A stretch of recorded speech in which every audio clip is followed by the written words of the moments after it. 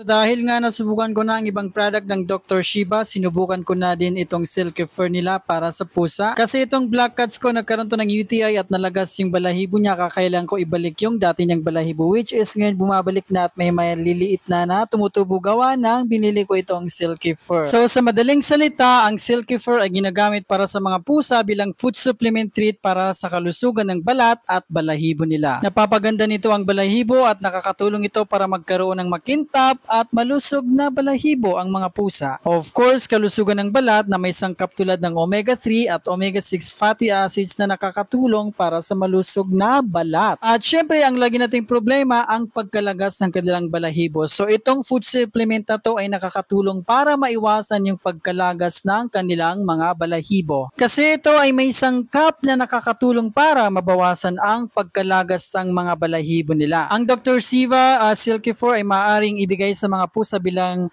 treats nila kasama na sa kanilang regular na pagkain. May mga flavor options ito, tuna at salmon, at may feeding recommendations din depende sa laki ng pusa. So malaking bagay sa akin to, katulad ng pusa kong ito si Black dahil nalagas kayong balahibo niya nung nagka-UTI siya. So dahil sa food supplement na to, unti-unting bumabalik yung balahibo niya. At saka napapansin ko hindi na ako gumagamit ng oil pampakintab kasi parang makintab na yung balahibo ni Black. Kaya thank you kay Dr. Shiva.